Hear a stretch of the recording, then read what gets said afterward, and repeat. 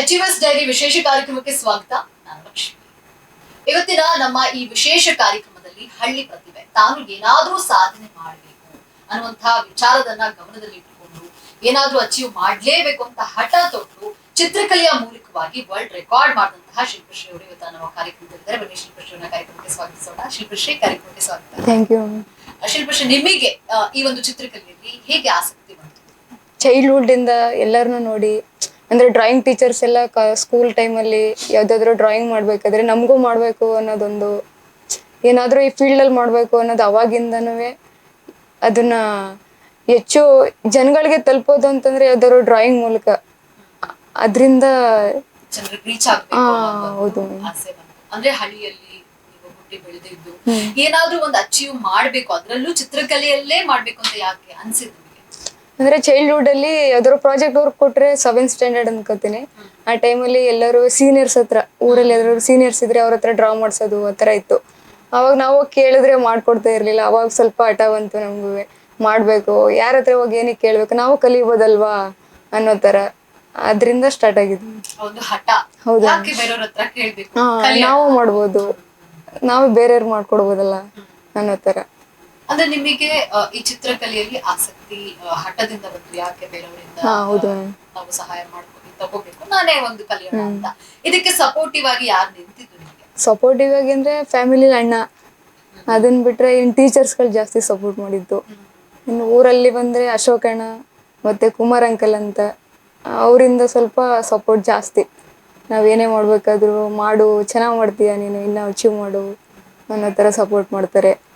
ಇನ್ನು ಕಾಲೇಜಲ್ಲಿ ಬಂದರೆ HSS ಸರ್ ಆಗಿರ್ಬೋದು, ಮತ್ತು ಪ್ರಿನ್ಸಿಪಲ್ ಸರ್ ಶಿವಕುಮಾರ್ ಸರ್ ಅಂತ, ಮತ್ತು ಸುರೇಶ್ ಸರ್ ಆಗಿರ್ಬೋದು, ಮತ್ತು ಸೌಮ್ಯ ಮ್ಯಾಮ್. ಅವ್ರು ಸ್ಟಾರ್ಟಿಂಗ್ ನಾನು ಕಾಲೇಜಿಗೆ ಜಾಯ್ನ್ ಆದಾಗಿಂದ ಹಿಡ್ದು ಬೇಸಿಕ್ ಏನು ಬೇಕು ನಮಗೆ ಡ್ರಾ ಮಾಡಬೇಕಾದ್ರೆ, ಅಂದರೆ ಸ್ಕೆಲಿಟನ್ದು ಮತ್ತು ಸ್ಟ್ರಕ್ಚರ್, ಬೋನ್ಸು, ಕಲರ್ ಥಿಯರಿ, ಅದ್ರ ಬಗ್ಗೆ ಎಲ್ಲ ಅವರಿಂದನೇ ಸ್ವಲ್ಪ ಸ್ಟಾರ್ಟ್ ಆಗಿದ್ದು.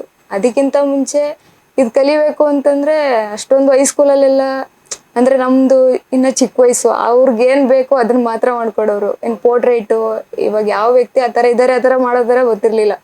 ಸುಮ್ಮನೆ 2D ಆ ಥರ ಎಲ್ಲ ಮಾಡಿಸೋರು.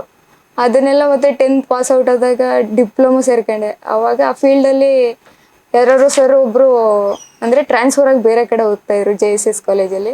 ಅವ್ರಿಗೆ ಯಾವ್ದಾದ್ರು ಗಿಫ್ಟ್ ಕೊಡಬೇಕಲ್ಲ ಅಂತ ಟ್ರೈ ಮಾಡಿದಾಗ ಪೋರ್ಟ್ರೇಟ್ ಮಾಡೋದ ಅಂತ ಅಂದ್ಬಿಟ್ಟು ಎಲ್ಲ ಫ್ರೆಂಡ್ಸ್ ಎಲ್ಲ ಮಾಡು ನೀನು ಚೆನ್ನಾಗಿ ಮಾಡ್ತೀಯಲ್ಲ ಅಂತೇಳಿ ಅವಾಗ ಪೋರ್ಟ್ರೇಟ್ ಮಾಡಿದ್ದು. ಈ ಫೀಲ್ಡ್ಗೆ ಯಾಕೆ ಬಂದೆ ನೀನು, ಡಿಪ್ಲೊಮೊ ಫೀಲ್ಡ್ಗೆ, ನೀನು ನೋಡ್ರಿ ಇಷ್ಟು ಚೆನ್ನಾಗಿ ಡ್ರಾಯಿಂಗ್ ಮಾಡ್ತೀಯ, ಆ ಫೀಲ್ಡ್ಗೆ ಹೋಗ್ಬೇಕಲ್ವಾ ಅಂದ್ಕೊಂಡೆಲ್ಲ ಅವಾಗ ಸಪೋರ್ಟ್ ಮಾಡಿದ್ರು.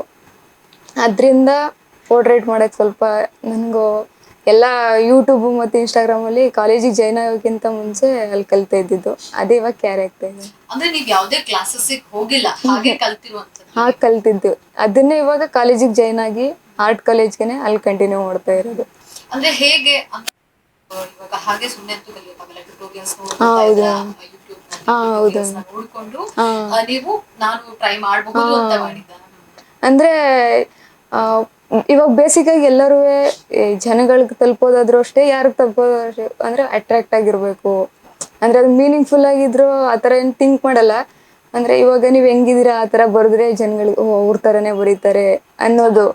ಅದಕ್ಕೋಸ್ಕರ ಜಸ್ಟ್ ನಾವು ಪೋರ್ಟ್ರೇಟ್ ಕಲ್ತ್ರೆ ಬೆಟರ್ ಅಲ್ವಾ ಅನ್ನೋ ಥರ, ಅದಕ್ಕೆ ಜಾಸ್ತಿ ಪೋರ್ಟ್ರೇಟ್ ಬಗ್ಗೆ ಗಮನ ಕೊಟ್ಟಿದೆ. ಅದಾದ್ಮೇಲೆ ಹೈಸ್ಕೂಲಲ್ಲಿ ಸರ್ಗಳು ಮಾಡು ಅನ್ನೋ ಟೈಮಲ್ಲೇ ವರ್ಕ್ ಮಾಡಿದ್ರೆ ಆಲ್ಮೋಸ್ಟ್ ನೀವು ಪೋರ್ಟ್ರೇಟ್ ಕಲ್ತೀಯ ಅಂದ್ಬಿಟ್ಟು ಅವರು ಸುಮಾರು ಎಲ್ಲ, ಅವಾಗ ಇನ್ನೂ ನಾನು ಡ್ರಾಯಿಂಗ್ ಕಾಲೇಜ್ಗೆ ಜಾಯ್ನ್ ಆಗಿರಲಿಲ್ಲ, ಆವಾಗಲೇ ಎಲ್ಲನೂ ಶೇರ್ ಮಾಡ್ತಾಯಿದ್ರು. ಆವಾಗ ಅದನ್ನೇ ನೋಡ್ಕೊಂಡು ಅನ್ನೋ ಟೈಮ್ ಎಲ್ಲ ಪ್ರಾಕ್ಟೀಸ್ ಮಾಡೋದು ಆ ಥರ ಇತ್ತು. ಅದಾದಮೇಲೆ ಡ್ರಾಯಿಂಗ್ದು ಇನ್ನು ಯಾವ್ದಾದ್ರು ಈ ಫೀಲ್ಡಲ್ಲಿ ಮಾಡಲೇಬೇಕು ಅನ್ನೋದೊಂದಿತ್ತು. ಅದಕ್ಕೆ ಡಿಪ್ಲೊಮೊ ಮುಗಿದ ತಕ್ಷಣ ಈ ಕಾಲೇಜಿಗೆ ಜಾಯ್ನ್ ಆಗಿದ್ದು. ಅಂದ್ರೆ ನೀವು ಡಿಪ್ಲೊಮಾ ಮುಗಿಸಿ ನಂತರ ನೀವು ಡ್ರಾಯಿಂಗ್ ಕ್ಲಾಸ್ಗೆ ಜಾಯ್ನ್ ಆಗಿದ್ದು. ಅಂದ್ರೆ ಅಲ್ಲಿ ನಿಮಗೆ ಯಾವ ರೀತಿ ಟೀಚ್ ಮಾಡ್ತಾರೆ, ಅಂದ್ರೆ ಹೇಗೆ ನಿಮಗೆ ಅವಾಗೆಲ್ಲ ಅಷ್ಟು ಗೊತ್ತಿರ್ಲಿಲ್ಲ, ಚಿಕ್ಕ ವಯಸ್ಸಿಂದ ನೀವು ಕಲ್ತಿರೋಂಥದ್ದಲ್ಲ, ಹಾಗೆ ಸುಮ್ಮನೆ ಒಂದು ಹಾಬಿ ಅಂತ ಮಾಡ್ಕೊಂಡು ಬಂದಿದ್ದು. ಸೊ ಕಷ್ಟ ಆಯ್ತಾ ಸ್ಟಾರ್ಟಿಂಗ್ ಅಲ್ಲಿ? ಅಂದ್ರೆ ಸ್ವಲ್ಪ ಪ್ರಾಕ್ಟೀಸ್, ಹ್ಯಾಂಡ್ ಗ್ರಿಪ್ ಇತ್ತು. ಅದರಿಂದ ಸರ್ ಸ್ಟಾರ್ಟಿಂಗ್ ಹೋದ ತಕ್ಷಣ ಬೇಸಿಕ್ ಎಲ್ಲರಿಗೂ ಹೇಳ್ಕೊಡೋದು. ಯಾರೋ ಗೊತ್ತಿಲ್ಲ ಅಂತ ಹೇಳಿದ್ರೆ ಸ್ಟಾರ್ಟಿಂಗ್ ಬೇಸಿಕ್ ಏನು ಕಲಿಬೇಕು, ನಾವು 2D ಪ್ರಾಕ್ಟೀಸ್ ಮಾಡಬೇಕು, ಯಾವುದೋ ಒಂದು ಡಿಸೈನ್ ಹಾಕ್ತಾರೆ ಅದನ್ನ ಟ್ರೇಸ್ ಮಾಡ್ಬಿಟ್ಟು ಹೆಂಗೆ ಮಾಡಬೇಕು, ಅದರಲ್ಲಿ ಬ್ಲ್ಯಾಕ್ ಆ್ಯಂಡ್ ವೈಟಲ್ಲಿ ಮಾಡಿಸೋದು, ಮತ್ತು ಕಲರು, ಕೂಲ್ ಕಲರ್ ಮತ್ತು ವಾರ್ಮ್ ಕಲರು, ಅದರಲ್ಲಿ ಮತ್ತೆ ಯಾವ್ಯಾವ ಥರ ಯೂಸ್ ಮಾಡ್ಬೋದು, ಯಾವ್ಯಾವ ಮೀಡಿಯಾ ಮತ್ತು ಯಾವ್ಯಾವ ಶೀಟಲ್ಲಿ ಯೂಸ್ ಮಾಡ್ಬೋದು, ಬೇಸಿಕ್ ಅದು. ಮತ್ತೆ ನೆಕ್ಸ್ಟ್ ಬರ್ತಾ ಅನಾಟಮಿ ವರ್ಕ್ ಮಾಡಿಸ್ತಾರೆ, ಕಾಂಪೋಸಿಷನ್ ಮಾಡಿಸ್ತಾರೆ, ಸ್ಟಿಲ್ ಲೈಫ್ ಯಾವ್ದಾರು ಆಬ್ಜೆಕ್ಟ್ ಇಟ್ಬಿಟ್ಟು ಅದ್ರ 3D ವ್ಯೂ ಅಲ್ಲಿ ಯಾವ ತರ ವರ್ಕ್ ಮಾಡಬೇಕು ಅನ್ನೋದೆಲ್ಲ ಹೇಳ್ಕೊಡ್ತಾರೆ. ಅದರಿಂದ ಈಸಿ ಆಗ್ತೈತೆ. ಮತ್ತೆ ನಿಮ್ಗೆ ಕ್ಲಾಸಸ್ ಮುಗಿಸಿ ನೀವು ಹೊರಗಡೆ ಅಂದ್ರೆ ಪ್ರಾಕ್ಟೀಸ್ಗೆ ಅಲ್ಲಿ ಇಲ್ಲಿ ಕೂತು ಕೆಲವ್ರನ್ನ ಡ್ರಾ ಮಾಡೋದು ನಾನು ತುಂಬಾ ಅಬ್ಸರ್ವ್ ಮಾಡಿದೀನಿ. ಸೊ ಹಾಗಾಗಿ ಆ ತರದೆಲ್ಲ ಬಸ್ಸಲ್ಲಿ ಬರ್ಬೇಕಾದ್ರೆ ಸುಮ್ಮನೆ ಟೈಮ್ ನರಸೀಪುರದಿಂದ ಮೈಸೂರು ಬರ್ಬೇಕು ಅಂದ್ರೆ ಮಿನಿಮಮ್ 45 ಮಿನಿಟ್ ಬೇಕೇ ಬೇಕು. ಅದ್ರಲ್ಲಿ ಆ ಟೈಮಲ್ಲಿ ಮಾಡಿದ್ದೀನಿ. ಮತ್ತೆ ನೇಚರ್ ಸ್ಟಡಿ ಅಥವಾ ಲೈಫ್ ಡ್ರಾಯಿಂಗು ಮತ್ತೆ ಯಾವ್ದಾದ್ರು ಲ್ಯಾಂಡ್ಸ್ಕೇಪ್ ವರ್ಕು ಅಂದ್ರೆ ಲ್ಯಾಂಡ್ಸ್ಕೇಪ್ ನಾವು ವಾಟರ್ ಕಲರ್ ಅಲ್ಲೇ ಮಾಡ್ಬೇಕು. ಆ ವಾಟರ್ ಕಲರ್ ಮಾಡಿದ್ರೆ ಸ್ವಲ್ಪ ಕಲರ್ ಸ್ಕೀಮ್ ಗೊತ್ತಾಗುತ್ತೆ ನಮ್ಗೂ, ಸ್ವಲ್ಪ ಕರೆಕ್ಷನ್ ಮಾಡ್ಕೋಬಹುದು. ಅದಕ್ಕೆ ಹೊರಗಡೆ ಕೂತ್ಕೊಂಡು ಮಾಡೋದು ಉಂಟು. ಇನ್ನ ವರ್ಲ್ಡ್ ರೆಕಾರ್ಡ್ ಮಾಡೋದಂದ್ರೆ ಅದು ತಮಾಷೆ ಮಾತಂತೂ ಅಲ್ಲ. ಸೊ ಅದಕ್ಕೆ ಎಷ್ಟು ಕಷ್ಟಪಟ್ಟಿದ್ದೀರಾ? ಅದಕ್ಕೆ ಅಂದ್ರೆ ನಾನು ಡೈಲಿ ನಿದ್ರೆ ಮಾಡ್ತಿದ್ದೆ ಒಂದು ಮಾರ್ನಿಂಗ್ 3 o'clock ಮೇಲೆ. ಅಂದ್ರೆ ಫುಲ್ ಹಾರ್ಡ್ ವರ್ಕ್. ಯಾವ ತರ ಮಾಡೋದು, ಇಷ್ಟು ನಿಮಿಷಕ್ಕೆ ಯಾವ ತರ ಕವರ್ ಮಾಡ್ಕೋಬೇಕು ಎಲ್ಲ ವರ್ಕ್ಸು, ಆ ಥರ ಡೈಲಿ ಪ್ರಾಕ್ಟೀಸ್ ಮಾಡಿ ಮತ್ತೆ ಸರ್ಗಳ ಹತ್ರ ಎಲ್ಲ ಅವ್ರ ಸಜೆಷನ್ ತಗೊಂಡು ಯಾವ ಥರ ಮಾಡೋದು ಸರ್, ಇಷ್ಟು ಟೈಮ್ ಕವರ್ ಆಗಿ ಯಾವ ಥರ ನಾನು ವರ್ಕ್ ಮಾಡಬೇಕು, ಎಷ್ಟು ಮಾಡಿದ್ರೆ ಯಾವ ಥರ ಬರುತ್ತೆ ವರ್ಕ್ಗಳು ಅಂತೆಲ್ಲ ಕೇಳಿ ಡಿಸ್ಕಸ್ ಮಾಡಿ ಅದನ್ನು ನಾನು ಮತ್ತೆ ವರ್ಕೆಲ್ಲ ಒಂದು ಟ್ರಯಲ್ ಥರ ಮಾಡಿ ಆಮೇಲೆ ಫೈನಲ್ ಮಾಡಿದ್ದೆ. ಅಂದ್ರೆ ಇವಾಗ ನೀವು ಹಳ್ಳಿನಲ್ಲಿ ಸೊ ಹಾಗಾಗಿ ಹಳ್ಳಿನಲ್ಲಿ ಸಪೋರ್ಟಿವ್ ಹೇಗಿತ್ತು ಅಂದ್ರೆ ಊರ ಜನ ಇರಬಹುದು ಅಥವಾ ನಿಮ್ಮ ಫ್ಯಾಮಿಲಿ ಹೇಗೆ ಊರ್ ಜನ ಅಂತಂದ್ರೆ ಅವ್ರಿಗೆ ಇವಾಗ ನೀವು ಹೆಂಗಿದಿರ ಹಂಗ್ ಬರ್ದ್ರೆ ಅವ್ರ ಖುಷಿ. ಓ ಹುಡ್ಗಿ ಆ ತರ ಪೋರ್ಟ್ರೇಟ್ ಎಲ್ಲ ಮಾಡುತ್ತೆ, ನಾವ್ ಹೆಂಗಿದೀವಿ ಹೆಂಗ್ ಮಾಡುತ್ತೆ ಅಂತ ಅವ್ರಿಗೆ ಖುಷಿ. ಅದೇ ನಾವು ಬೇರೆ ತರ ವರ್ಕ್ ಅಂದ್ರೆ ಈ ಡಿಪ್ರೆಷನ್ ಟೈಪು ಮತ್ತೆ ಸಿವಿಲ್ ವಾರ್ ಟೈಪ್ ಅದೆಲ್ಲ ಮಾಡಿದ್ರೆ ಏನಿದು ಒಳ್ಳೆ ಸ್ಕೆಲಿಟನ್ ತರ ಮತ್ತೆ ಇದು ದೆವ್ವ ತರ ಎಲ್ಲ ಬರ್ದವ್ರೆ, ಇದೇನ್ ಗೊತ್ತೇ ಆಗಲ್ವಲ್ಲ ಅಂತೆಲ್ಲ ಹೇಳ್ತಾರೆ. ಆದ್ರೆ ಅವ್ರಿಗೆ ಇಷ್ಟ ಆಗ್ಬೇಕು ಫಸ್ಟ್, ಆ ತರ ನೋಡ್ತಾರೆ ಎಲ್ಲಾನು. ಏನ್ ಮನೇಲಂತೂ ಅವ್ವ ಅಂದ್ರೆ ಅಜ್ಜಿ, ಅವ್ರು ಫುಲ್ ಸಪೋರ್ಟ್ ಮಾಡ್ತಾರೆ. ಅಜ್ಜಿ ಮನೇಲಿ ಇರೋದು. ಅಜ್ಜಿ ಮನೆ ಒಂದು ಕಯ್ಯಂಬಳ್ಳಿ ಅಂತ ಟಿ ನರಸೀಪುರ ಹತ್ರ ಅಲ್ಲಿರೋದು. ಅಲ್ಲಿಂದ ನೀವು ಇಲ್ಲಿಗೆ ಡೈಲಿ ಅಪ್ ಅಂಡ್ ಡೌನ್ ಮಾಡ್ತಾ ಇರೋದು. ಕಾಲೇಜಲ್ಲಿ ನೀವು ಅಂದ್ರೆ ನೀವು ವರ್ಲ್ಡ್ ರೆಕಾರ್ಡ್ ಮಾಡಾದ್ಮೇಲೆ ಊರ ಜನರ ಒಂದು ಹೇಗಿತ್ತು ಅವರ ನೀವು ಬರ್ಮಾಡ್ಕೊಳ್ಳುವಂಥದ್ದು ಹೇಗಿತ್ತು? ಊರ್ದು ಅಂದ್ರೆ ಮ್ಯಾಮ್ ಸ್ವಲ್ಪ ಜನಕ್ಕೆ ಗೊತ್ತಿದ್ರೆ ಅಷ್ಟೇ, ಅಂದ್ರೆ ಅದ್ರ ಬಗ್ಗೆ ಗೊತ್ತಿರ್ಬೇಕು. ಇನ್ನು ಹಳ್ಳಿ ಜನ ಆಲ್ಮೋಸ್ಟ್ ಗೊತ್ತಿರಲ್ಲ. ಇನ್ನು ಸ್ಟೂಡೆಂಟ್ಸ್ಗಳ್ಗಷ್ಟೇ ಇವ್ರೇನೋ ಮಾಡವ್ರೆ ಅಂತ ಗೊತ್ತಾಗೋದು. ಕೆಲವ್ರಿಗೆ ಅವ್ರನ್ನ ಇನ್ವೈಟ್ ಮಾಡ್ಕೊಳ್ಳೋ ರೀತಿ ಬೇರೆ, ವೆಲ್ಕಮ್ ಮಾಡ್ಕೊಳ್ಳೋ ರೀತಿನೇ ಬೇರೆ, ಆದ್ರೆ ನಮ್ಮನ್ನ ನೋಡೋ ರೀತಿನೇ ಬೇರೆ. ಆ ಥರ ಒಂದೊಂದ್ಸರಿ ಬೇಜಾರಾಗುತ್ತೆ ಅದನ್ನೆಲ್ಲ ನೋಡಿದ್ರೆ. ನಮ್ಗೆ ಯಾರು ಸಪೋರ್ಟ್ ಮಾಡಲ್ವಲ್ಲ ಈ ಫೀಲ್ಡಲ್ಲಿ. ಈಗ ಯಾರ್ಯಾರಿಗೂ ಸಪೋರ್ಟ್ ಮಾಡ್ತಾರೆ, ಯಾರೋ ಒಬ್ರು ಬಂದ್ರು ಅಂದ ತಕ್ಷಣ ಅವ್ರಿಗೆ ಇನ್ವೈಟ್ ಮಾಡೋದಾಗ್ಲಿ, ಅವ್ರನ್ನ ಟ್ರೀಟ್ ಮಾಡೋದಾಗ್ಲಿ ಆ ಥರ ಇರುತ್ತೆ. ನಮಗೂ ಆ ಥರ ಸಪೋರ್ಟ್ ಮಾಡಿದ್ರೆ ಇನ್ನ ಚೆನ್ನಾಗಿ ವರ್ಕ್ ಮಾಡ್ಬೋದು. ಹೌದು ಅಂದ್ರೆ ಆ ಹಸಿವು ಇನ್ನೂ ಇದೆ ನಿಮಗೆ, ಇನ್ನೂ ಏನಾದ್ರೂ ಅಚೀವ್ ಮಾಡ್ಬೇಕು ಇರ್ಬೇಕು. ಆ ರೀತಿ ಒಂದು ಅಚೀವ್ಮೆಂಟ್ಸ್ ಮಾಡ್ಬೇಕಂದ್ರೆ ಹಸಿವು ಇರ್ಲೇಬೇಕು, ಅವಾಗ ಮಾತ್ರ ನಾವು ಅಚೀವ್ ಮಾಡಕ್ಕಾಗೋದು. ಜೊತೆಗೆ ಏನು ನಿಮ್ಮ ಊರು ಆಯ್ತು, ಊರಲ್ಲಿ ಅಷ್ಟು ಜನಕ್ಕೆ ರೀಚ್ ಆಗಿಲ್ಲ. ನಿಮ್ಮ ಕಾಲೇಜ್ ನಲ್ಲಿ ಅಂದ್ರೆ ಸರ್ ಮಾಡು ಮಗ ನೀನು ಏನಿದ್ರು ಮಾಡ್ತೀಯ ನೀನು ಅಂತ ಫುಲ್ ಸಪೋರ್ಟ್ ಮಾಡ್ತಾರೆ. ಶಿವಕುಮಾರ್ ಕೆಸರ ಮಾಡುವಂತ ಪ್ರಿನ್ಸಿಪಲ್ ಸರ್.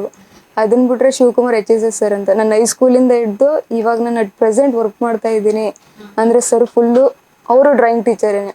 ಅವ್ರು ಇದರೆಲ್ಲ ಮಾಡು ಮತ್ತೆ ಲ್ಯಾಂಡ್ಸ್ಕೇಪ್ ಸರ್ ಫುಲ್ ಚೆನ್ನಾಗಿ ಮಾಡ್ತಾರೆ ಅವರು. ಮತ್ತೆ ಕಾಲೇಜ್ ಸರ್ ಆಗಿರ್ಬೋದು ಚೆನ್ನಾಗಿ ಮಾಡ್ತಾರೆ. ಅವ್ರು ನೋಡಿದ್ರೆ ಯಾವ ತರ ಯಾವಾಗ ಮಾಡೋದು ಈ ತರ ಇನ್ನೂ ಕಲಿಬೇಕಲ್ಲ. ಅಂದ್ರೆ ನಮ್ಮ ಕಾಲೇಜಲ್ಲಿ ಎಲ್ಲರಿಂದನೂ ಒಂದು ಕಲಿಯೋದಿರುತ್ತೆ ಮ್ಯಾಮ್. ಈ ಫೀಲ್ಡಲ್ಲಂತೂ ಅಂದ್ರೆ ನಾವು ಇರೋ ತನಕ ಫುಲ್ ನಮ್ಮನ್ನು ನಾವು ಡೆವಲಪ್ ಮಾಡ್ಕೊತಿರ್ತೀವಿ ವರ್ಕಲ್ಲಿ. ಬೇರೆ ಫೀಲ್ಡಲ್ಲಿ ಮಾಡ್ಕೊತಿರೋ ಏನು ಗೊತ್ತಿಲ್ಲ ನನಗೆ. ಈ ಫೀಲ್ಡಲ್ಲಿ ಇನ್ನೂ ಕಲಿತಾ ಇರ್ಬೋದು. ಇನ್ನು ಸರ್ ಇನ್ನು ಕಾಲೇಜಲ್ಲಂತೂ ಸೀನಿಯರ್ಸ್ ಎಲ್ಲ ಫುಲ್ ರೆಸ್ಪೆಕ್ಟ್ ಕೊಡ್ತಾರೆ. ಜೂನಿಯರ್ ಆಗಿ ನಮಗಿಂತ ಇವಾಗ ಬಂದವರು ಆವಾಗಲೇ ಎಷ್ಟೆಲ್ಲ ಅಚೀವ್ ಮಾಡ್ತಾವ್ರೆ ಅಂತ ಖುಷಿ ಪಡ್ತಾರೆ. ಹಂಗೆ ಮಾಡು ಅಂತೆಲ್ಲ ಸಪೋರ್ಟ್ ಮಾಡ್ತಾರೆ. ಎಲ್ಲರೂ ಕೂಡ ಅವ್ರಿಗೊಂದು ಖುಷಿ ಇರುತ್ತೆ. ಅಚೀವ್ ಮಾಡಿದ್ರು ವರ್ಲ್ಡ್ ರೆಕಾರ್ಡ್ ಅಂತ ಸುಮ್ಮನೆ ಅಲ್ಲ. ಸೊ ಹಾಗಾಗಿ ಮತ್ತೆ ನೀವು ಅಂದ್ರೆ ಯಾವ ಡ್ರಾಯಿಂಗ್ ಗೆ ವರ್ಲ್ಡ್ ರೆಕಾರ್ಡ್? ಅಂದ್ರೆ 1 ಗಂಟೆ 34 ನಿಮಿಷಕ್ಕೆ 13 ಡ್ರಾಯಿಂಗ್ ಮಾಡಿದ್ದು. ಲ್ಯಾಂಡ್ಸ್ಕೇಪು, ಪೋರ್ಟ್ರೇಟು ಮತ್ತೆ ಲೈನ್ ಡ್ರಾಯಿಂಗು ಮತ್ತೆ 2D 3D ಈ ತರ.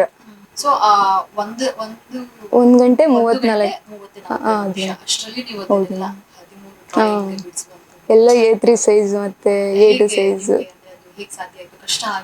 ಕಷ್ಟ ಆಗ್ಲಿಲ್ಲ ಅನ್ನೋದಕ್ಕಿಂತ ಪ್ರಾಕ್ಟೀಸ್ ಮಾಡಿದ್ರೆ ಎಲ್ಲ ಈಸಿ ಅನ್ನೋ ತರ ಆಗ್ತದೆ. ತುಂಬಾ ಅದಕ್ಕೋಸ್ಕರ ತುಂಬಾ ಶ್ರಮ ಪಟ್ಟಿದ್ದೀರಾ ಹಾಗಿದ್ರೆ. ಅಂದ್ರೆ ಒಂದು ಪ್ಲಾನ್ ಮಾಡ್ಕೊಂಡಿದ್ರೆ ನಾನು ಈ ಟೈಮಲ್ಲಿ ಬೇಗ ಇದನ್ನ ಮುಗಿಸ್ಬೇಕು ಅಂತ. ಅಂದ್ರೆ ಟೈಮಿಂಗ್ಸ್ ನನ್ ಇವಾಗ ಒಬ್ಬೊಬ್ರು ಪೋರ್ಟ್ರೇಟ್ ಮಾಡಿದ್ರೆ ಒಂದ್ 10 ಮಿನಿಟ್, ಬಸ್ಸಲ್ಲಿ ಹಂಗೆ ಸಡನ್ಲಿ ಇದೆಲ್ಲ ನೋಡಿದ್ರೆ ಈಗ ರೀಲ್ಸ್ ಅಲ್ಲಿ ಸುಮಾರು ನೋಡಿರ್ತೀವಿ ಇನ್ಸ್ಟಾಗ್ರಾಮ್ ಅಲ್ಲಾದ್ರು ಆರ್ಟ್ ಫೀಲ್ಡ್ ಯಾರು ಬಸ್ಸಲ್ಲಿ ಟಿಕೆಟ್ ಇಂದಾನೆ ವರ್ಕ್ ಮಾಡೋದು ಆ ಥರ ಎಲ್ಲ ನೋಡಿದ್ರೆ ನಾನು ಮಾಡ್ಬೇಕಲ್ವಾ ಏನಾದ್ರು. ಸುಮ್ಮನೆ ಫೀಲ್ಡ್ ಬಂದು ಏನೋ ನೇಮ್ ಮಾಡಿಲ್ಲ ಅಂದ್ರೆ ವೇಸ್ಟು. ಇಲ್ಲಿ ಫೀಲ್ಡ್ ಬಂದಿದ್ದೀನಿ ಅಂದ್ರೆ ಲೈಫ್ ಟೈಮ್ ಉಳ್ಕೋಬೇಕು ನನ್ನ ಹೆಸರು, ಇನ್ನೆಲ್ಲ ಉಳ್ಕೊಳ. ಆಮೇಲೆ ನಾನು ಸೆಟ್ ಮಾಡಿರೋ ಗೋಲ್ ಯಾರು ರೀಚ್ ಮಾಡಬಾರ್ದು ಅನ್ನೋದೊಂದು ಐಟ ಮ್ಯಾಮ್. ಅದಕ್ಕೋಸ್ಕರ ಇನ್ನ ಏನಂದ್ರೆ ಇವಾಗ ನಾನ್ ನೋಡಿರ್ತೀನಿ ತುಂಬಾ ಜನ ಒಬ್ಬ ವ್ಯಕ್ತಿನ ಡ್ರಾ ಮಾಡ್ತಾರೆ, ಹೌದು. ಅದಕ್ಕೆ ಎಷ್ಟು ಟೈಮ್ ಬೇಕಾಗ್ತದೆ? ಅಂದ್ರೆ ಅವರು ಯಾವ ತರ ಪ್ರಾಕ್ಟೀಸ್ ಮಾಡಿರ್ತಾರೆ ಅದ್ರ ಮೇಲೆ ಡಿಪೆಂಡ್. ಒಬ್ಬರು 10 ಮಿನಿಟ್ ಮಾಡ್ತಾರೆ, ಒಬ್ಬೊಬ್ರು ಔಟ್ಲೈನ್ ಮಾಡಿದ್ರೆ ಒಂದು 5 ಮಿನಿಟ್ ಆ ತರ ತಗೋತಾರೆ. ಹಂಗೆ ಒಬ್ಬರು ನೀವು ಡೀಟೇಲ್ ಹೇಗೆ ಅಂದ್ರೆ ಎಷ್ಟು ಬೇಗ ಬಿಡಿಸ್ತೀರಾ drawing? ಅಂದ್ರೆ ಒಂದು 15 ಅಂದ್ರೆ ಬಸ್ಸಲ್ಲಿ ಬರ್ಬೇಕಾದ್ರೆ ಅದು ಮಾಡಿದ್ದು ಫುಲ್ ಡೀಟೇಲ್ ವರ್ಕ್ ಅಂದ್ರೆ ಒಂದು 15 ಮಿನಿಟ್ ಅಷ್ಟೇ. ಅಂದ್ರೆ ಆ ಬಸ್ ಮೂವ್ ಆಗ್ತಿರ್ಬೇಕಾದ್ರೆ ಅವ್ರ ಫೇಸ್ ರಿಯಾಕ್ಷನ್ ಆಗುತ್ತೆ. ಅದನ್ನ ಯಾಕಂದ್ರೆ ಒಬ್ಬ ಸ್ಟಿಲ್ ಆಗಿರೋದನ್ನ ನಾವು ಡ್ರಾ ಮಾಡಬಹುದು, ಸೊ ಮೂವ್ ಮಾಡ್ತಿರ್ತಾರೆ, ಸೊ ನಿಮಗೆ ತುಂಬಾ ಕಷ್ಟ ಆಗ್ತದೆ ಮ್ಯಾಮ್. ಅಂದ್ರೆ ಟ್ರೈ ಮಾಡಿದ್ರೆ ಇನ್ನ ನೆಕ್ಸ್ಟ್ ನಾವು ಹೊರಗಡೆ ಹೋದ್ರೆ ಇನ್ನ ಮಾಡ್ಬೋದು. ಇವ್ರನ್ನೇ ನಾನು ಇವ್ರು ಮಾಡ್ತಾ ಇರೋದ್ ನೋಡಿದ್ರೆ ಫುಲ್ ನನ್ಗೆ ಬೇರೆ ಐತೈತೆ ವರ್ಕ್ ಮಾಡಕ್ಕೆ ಆತರ ಎಲ್ಲಾದ್ರೆ ನಾ ಇನ್ನೂ ಏನೋ ಕಲಿಯಕ್ ಆಗೋದಿಲ್ಲ ಅನ್ನೋದೊಂದಾಯ್ತು. ಅದಾದ್ಮೇಲೆ ಅದು ಕರೆಕ್ಟಾಗಿ ಬರುತ್ತೋ ಇಲ್ವೋ ನೋಡೋದ ಒಂದ್ ಟ್ರಯಲ್ ಅಂತ ಅವಾಗ ಸ್ಟಾರ್ಟ್ ಮಾಡಿದ್ದು. ಇನ್ನ ನಿಮಗೆ ಇದುವರೆಗೂ ಎಷ್ಟು ಪ್ರಶಸ್ತಿ? ನನಗೆ ವರ್ಲ್ಡ್ ರೆಕಾರ್ಡ್ ಆಗಿದೆ ಮ್ಯಾಮ್. ಆನ್ಲೈನ್ ಕಾಂಪಿಟೇಷನ್ ನ್ಯಾಷನಲ್ಸ್ ಆಗೈತೆ, ದಸರಾ ಅವಾರ್ಡ್ ಆಗೈತೆ, ಇಂಟರ್ನ್ಯಾಷನಲ್ ಐಕನ್ ಅವಾರ್ಡ್ ಆಗೈತೆ, ಮತ್ತೆ ಇಂಟರ್ನ್ಯಾಷನಲ್ ಅವಾರ್ಡ್ ಆಗೈತೆ ಪಗಲ್ಕೋ ಪಿಕಾಸೋ ಅಂತ ಹೇಳಿ, ಅದು ಜೈಪುರದ್ದು. ಮತ್ತು ಇವಾಗ ದಸರಾ ಎಕ್ಸಿಬಿಷನ್ ಅವಾರ್ಡ್ ಆಗೈತೆ. ದಸರಾ ಎಕ್ಸಿಬಿಷನ್ ಅವಾರ್ಡು 2 ಇಯರ್ಸಿಂದ ವರ್ಕ್ ಆಗಕ್ಕೆ ಸ್ಟಾರ್ಟ್ ಮಾಡಿದ್ದು, 2 ಇಯರ್ಸ್ ಆಯಿತು. ಅಂದರೆ ಮೈಸೂರಲ್ಲಿರೋರಿಗೆ ಒಂದು ದಸರಾ ಅವಾರ್ಡ್ ಅಂದರೆ ಏನೋ ಒಂಥರ ಖುಷಿ. ಮೈಸೂರು ಈಗ ದಸರಾ ಕಾವ ಕಾಲೇಜಲ್ಲಿ ಡಿಸ್ಪ್ಲೇ ಆಗ್ತಿರುತ್ತೆ, ಮೈಸೂರವ್ರು ಆಗಿದ್ಕೊಂಡು ದಸರಾ ಟೈಮಲ್ಲಿ ಒಂದು ವರ್ಕ್ ಒಂದು ಪ್ಲೇಸ್ ಮಾಡಲಿಲ್ಲ ಅಂತಂದರೆ ಆಲ್ಮೋಸ್ಟ್ ಯಾವ ನ್ಯಾಷನಲ್ಸ್ ತಗೊಂಡ್ರು ದಸರಾ ಅವಾರ್ಡ್ಗಿರೋ ಬೆಲೆ ಎಲ್ಲೂ ಸಿಗಲ್ಲ ಮ್ಯಾಮ್. ಅದಕ್ಕೋಸ್ಕರ ಲಾಸ್ಟ್ ಟೈಮ್ ಹಾಕಿದೆ, ಆದರೆ ಯಾವ ಥರ ಮಾಡಬೇಕು, ಆದರೆ ಜನಗಳಿಗೆ ಯಾವ ಥರ ರೀಚ್ ಆಗಬೇಕು, ಆರ್ಟಿಸ್ಟ್ಗಳು ಹೆಂಗೆ ನೋಡ್ತಾರೆ ಇದನ್ನು ಅನ್ನೋದು ಗೊತ್ತಿರಲಿಲ್ಲ. ಅದಕ್ಕೋಸ್ಕರ ಈ ಸಲ ಯಾವುದೋ depression, last time APJ Abdul Kalam ಅವ್ರದ್ದು ಲೈಫ್ ಜರ್ನಿ ಬಗ್ಗೆ ಮಾಡಿದೆ. ನೋಡಿರಲ್ಲ ವೀಕ್ಷಕರೇ, ಹಳ್ಳಿಯಲ್ಲಿ ಬೆಳೆದು ನಾನು ಏನಾದ್ರೂ ಒಂದು ಅಚೀವ್ ಮಾಡ್ಬೇಕು ಅನ್ನುವಂತಹ ಶ್ರೀಕೃಷಿ ಅವರ ಕನಸನ್ನ ನನಸಾದಂತಹ ದಿನ. ವರ್ಲ್ಡ್ ರೆಕಾರ್ಡ್ ಮಾಡ್ಬೇಕು ಅಂತ ಅನ್ಕೊಂಡು ತುಂಬಾ ಶ್ರಮ